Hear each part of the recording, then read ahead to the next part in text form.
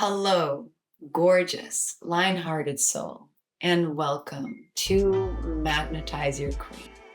I'm your host, Anya, a men's somatic intimacy coach. And this is a place where I get to have the realest, rawest, most authentic conversations with mostly male guests about masculinity, desire, primal power, and how the fuck to stop being at war with each other and to start enjoying each other's company. So I invite you to put down your sword for a moment and let's have some fun.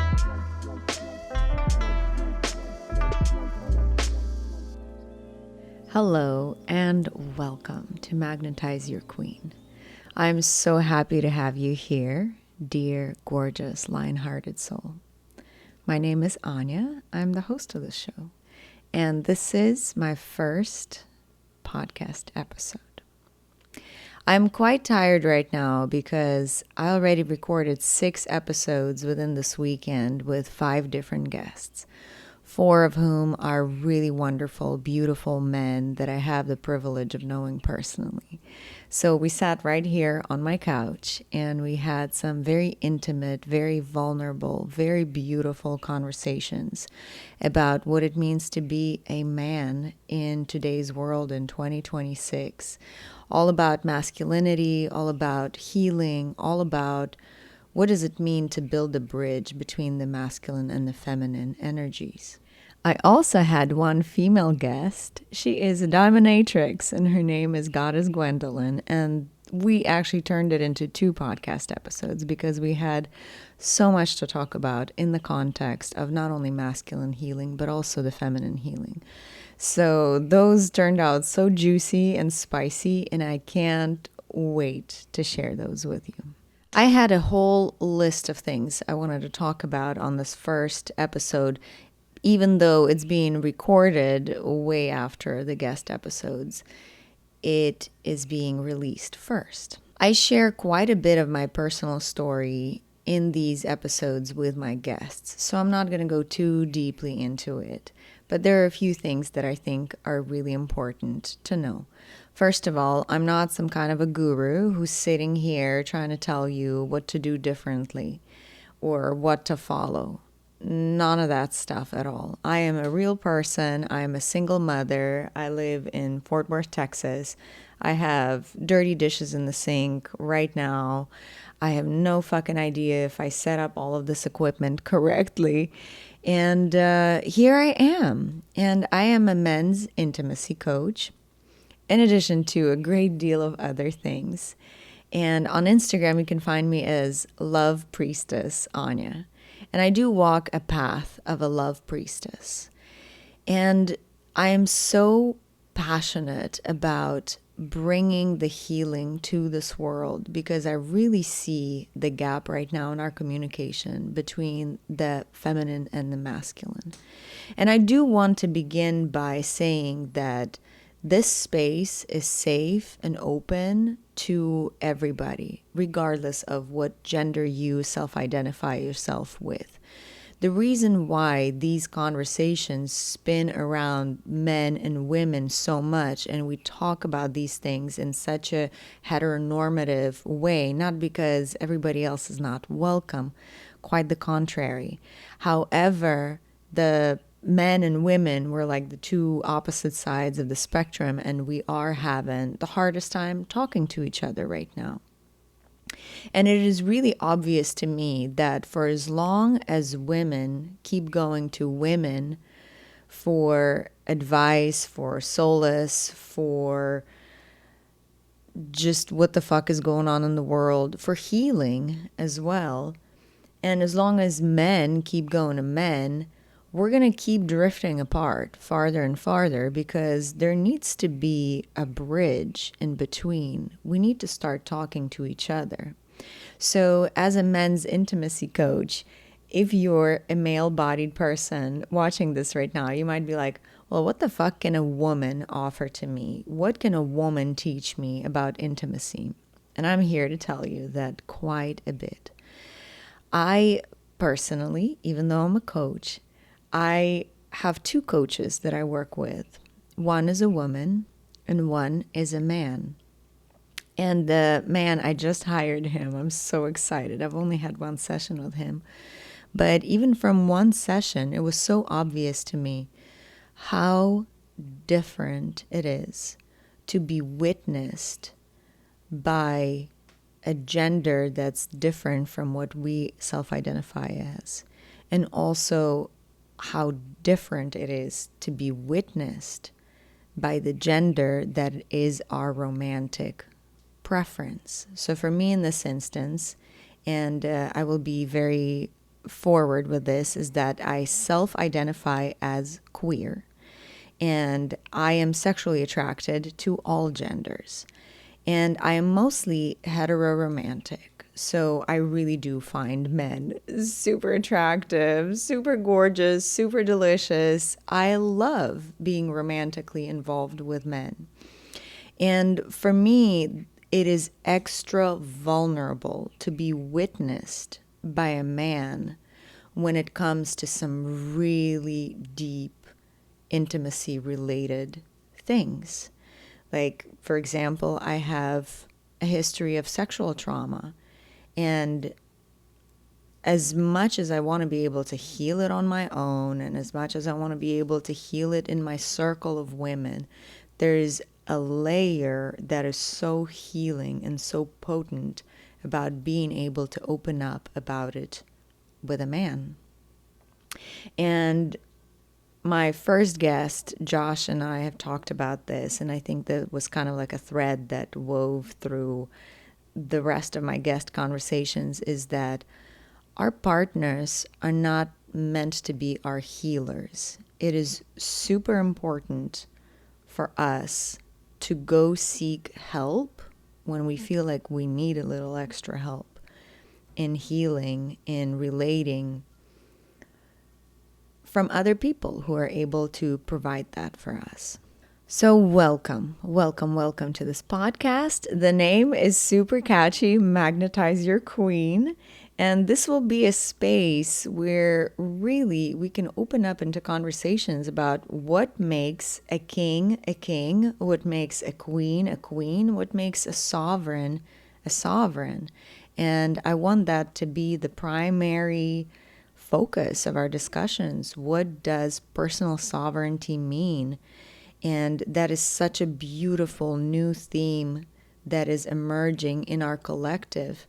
And even a few years ago, I had heard that word, but it didn't mean much to me. So I think to a lot of people who are hearing the word sovereignty for the first time, it might not mean a lot. So I really want to dive deeply in this podcast about what that sovereignty represents. And to me, really, a sovereign state means a state of wholeness. And in the context of my own healing journey, it took me to be in a very long codependent relationship to come to a place where everything crashed and I started untangling myself from that mess that was the shambles of my really long marriage, having a daughter with this man that I spent 16 years of my life with, and really sitting with a lot of super uncomfortable emotions about how did it happen, first of all, that I became so codependent in that relationship. And also, what did it mean not to be codependent? What was the opposite state of being that was not codependency? And sovereignty, to me, is that state. And sovereignty is not simply the state of freedom.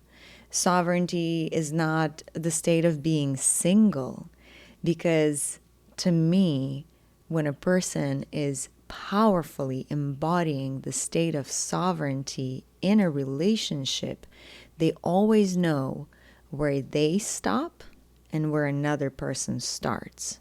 They always know, or not always, let me take that back. Sometimes it takes spewing your projection onto someone else and having it mirrored back to us to even understand that, oh, hold on, that totally was my projection. But it's a very beautiful state of wholeness. I don't need another person to complete me. I am beautiful, divine, whole, and complete exactly as I am. So we'll be exploring this topic in this podcast. We are also living in the times when the masculine energies are being hated, accused, belittled, ostracized, and it has become a very common theme to blame everything on the patriarchy these days. And while I don't want to suggest in any way that patriarchy does not exist or patriarchy is not responsible for this and that, I think it is very important to acknowledge that patriarchy does not equal men, that patriarchy does not equal half of the Earth's population. And yes, it is a system, and more accurately, I think we should refer to it as patriarchal, capitalist, colonialist system. It's all in one. It's become a system that benefits a few at the top, and everybody else just kind of grinds to support that system. And in the current political situation and economical situation just around the world, it is so tempting to just blame everything on the men. And I think that unfortunately, we have resorted to that a little too much, and men have become the scapegoat of thousands of years of our history. And I really don't think that there's anybody winning in that situation, because this is how I think about it to myself. As a mother, I have a girl that I'm raising. But think about a mother who is raising a boy. And if all of us started blaming men for everything, then these little boys growing up become somehow entangled in that blaming game. And really, truly, there's nobody winning in that. Hello, gorgeous. Quick thing. I have an incredibly delicious free practice I would love to share with you. It helps you connect to your really deep, primal masculine power, and also to the deepest level of self-love you could ever imagine. It is totally free. Link is below, or you can go to anyazelinska.com/primal power. That is ANYAZELINSKA/primal-power. And I know this is such a radical idea right now to be talking about bringing out the king in men, and men remembering that they are kings. And it's one of the most common themes that I talk about on my social media, and it's going to be a very big theme, prominent theme on this podcast as well, because it's called Magnetize Your Queen. And in order to magnetize that queen, you need to embody a king. And again, in the current political context, when there are all of the No Kings protests going on, I understand that it is a very radical thing and almost heretical thing to suggest that we want more kings when people are literally all around my neighborhood. There are signs that say no kings and crowns that are crossed out. And I really understand what this movement is all about, but I think the narrative should shift to no little boys acting out their trauma in offices versus no kings. So this does bring up a very loaded, very deep, very ancient, very controversial topic about who is a king. And you'll also hear me talking about warrior energy. Who is a warrior? And on social media, men have accused me of saying that I'm perpetuating the aggression in men by saying that women like warrior energy. And first of all, let me start by saying that I am not trying to speak in overgeneralization because everybody has their own preference. Everybody is their sovereign person. And everybody is free to choose what they like, what they want, what they're attracted to. And I think that that warrior energy, the king energy, is just so gorgeous and so beautiful. And the reason why we get so triggered when we hear that is because we've become a little confused about what it represents. So here's a very vulnerable share on my part, is that I am Ukrainian, therefore a little bit of that accent. I was 22 when I moved to the United States, and my whole family is still in Ukraine. And my brother is in the military. My cousin, who I was very close with, he was in the military. He got really terribly injured. And I was watching as the full-scale invasion started in Ukraine 4 years ago. Actually, 2 days from when I'm filming this, it's the 4-year anniversary. And I was watching just how many men just rose to the occasion, even though they did not have the aggressive male gene that needs to go and invade somewhere.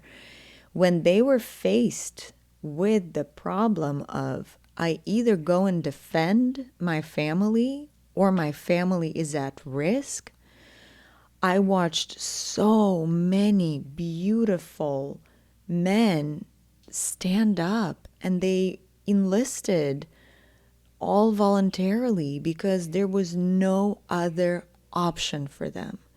It was either their families are at risk of being forever displaced and never being able to come back to their land, of losing their homes, or they had to stand up and go fight and take up weapons.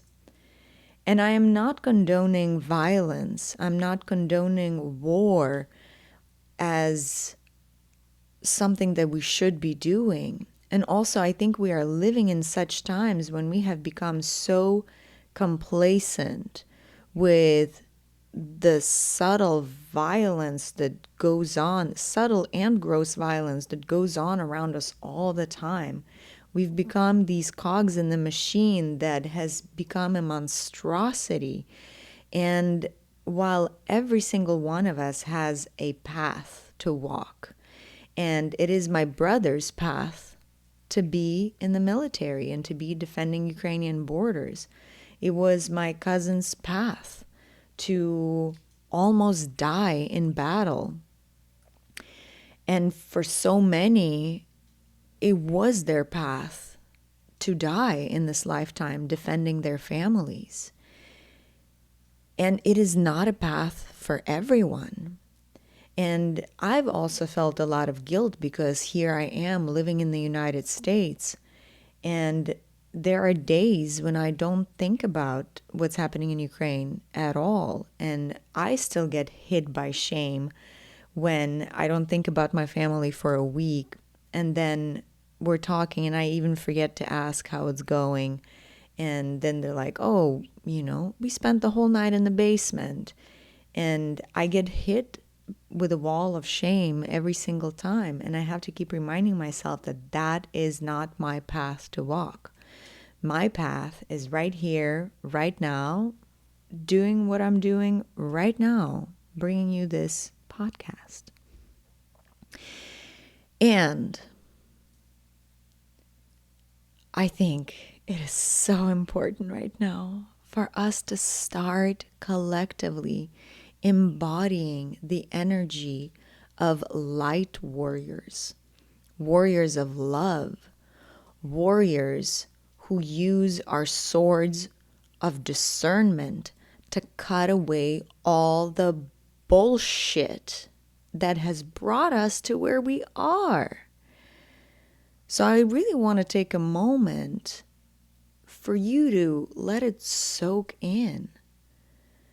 How can I be a light warrior?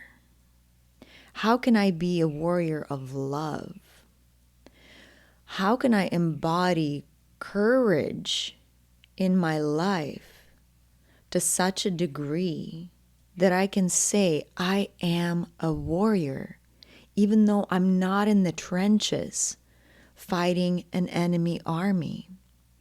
Because these really dark, entangled wars where we are fighting each other with actual physical weapons, that is just a tiny little fraction of what is going on for us collectively. There are so many different wars going on, and we don't have to use a machine gun in order to fight those wars. And I'll give you an example. I think we are living in times when intimacy is so scarce, where intimacy is so twisted and misunderstood, and where so many of us have such thick armor on our hearts. And I can certainly relate to that. I, again, was in a codependent relationship, and how did I get into that codependent relationship? Is because I grew up in a very dysfunctional family. I grew up in a family where the word love was probably just not even spoken. I don't remember hearing the words I love you growing up. I think that as a grown-up who had moved to the United States and hearing other people tell each other I love you, I think I brought it back to my family. And I think that I started telling my parents, I love you, and then they picked it up. But I don't remember hearing the words I love you once from my parents when I was growing up. I don't think they ever heard the words I love you when they were growing up.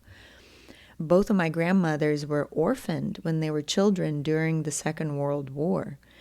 One of my grandfathers was abducted by the Germans and placed in a labor camp in Germany.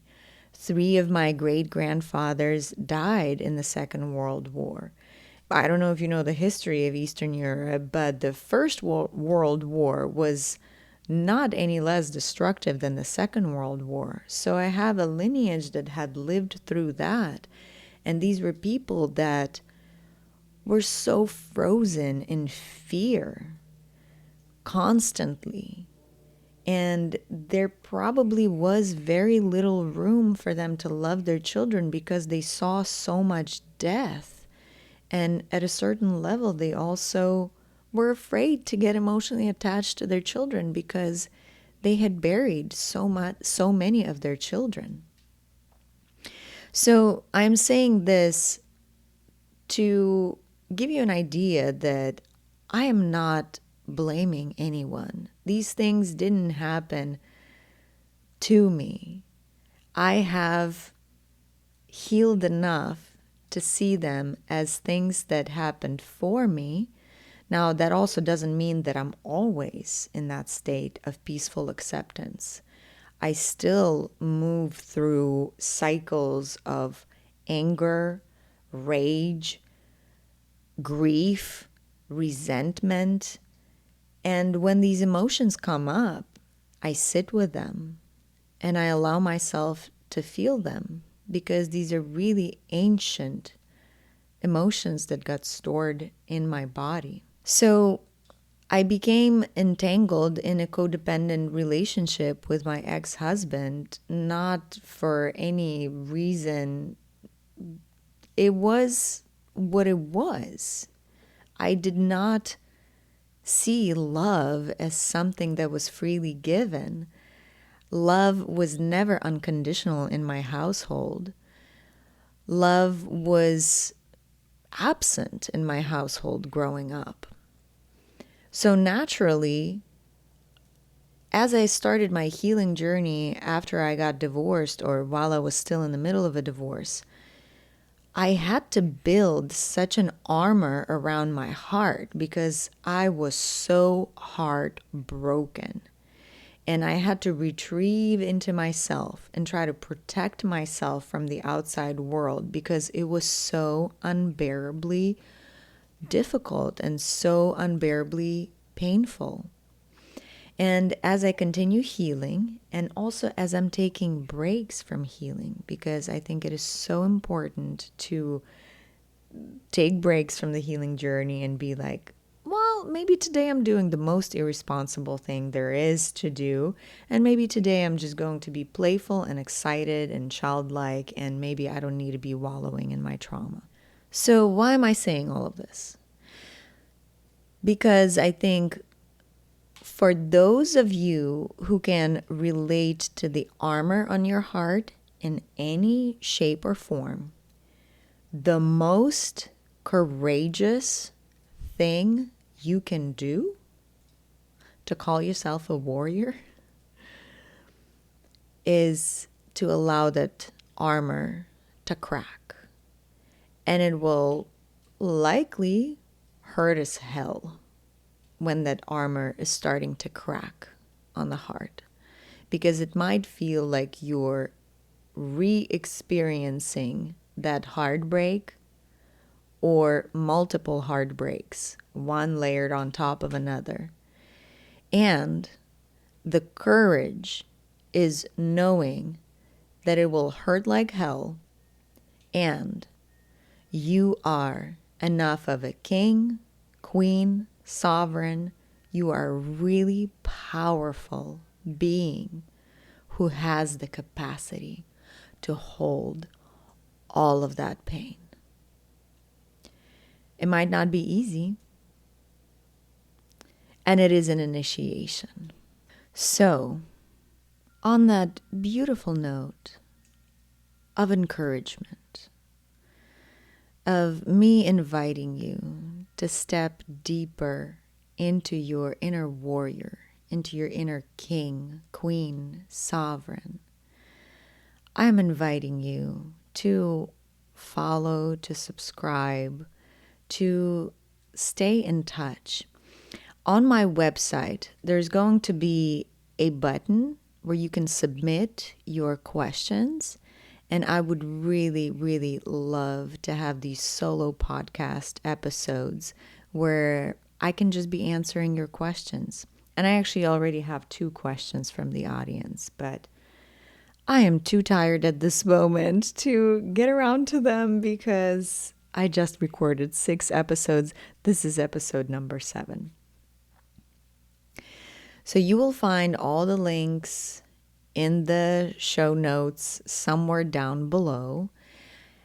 Please do leave your comments.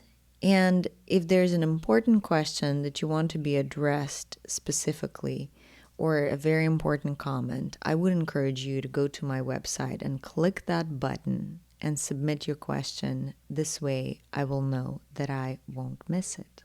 Before I depart, I would love to tell you about the first guest episode that's going to come out. I sat on this couch with my friend Josh, who is an incredible sound healer, a musician, a mediator, a mentor, a coach. And we had a really gorgeous conversation with him about masculinity. And Josh and I are co-creating lots of really exciting things together. And one of them is a circle for all genders to come together and to really experience our humanity with each other. We will contemplate, we will move, we will have sound, we will journal, we will share in a circle. Every one of those circles is going to be a little different, but we are hosting those both in person here in Fort Worth, Texas, and also over Zoom. So please find it in the links. We would love to see you in person if you're here local in DFW. And also would love, love, love to have you, your friends, your partners, people of all genders in our circles.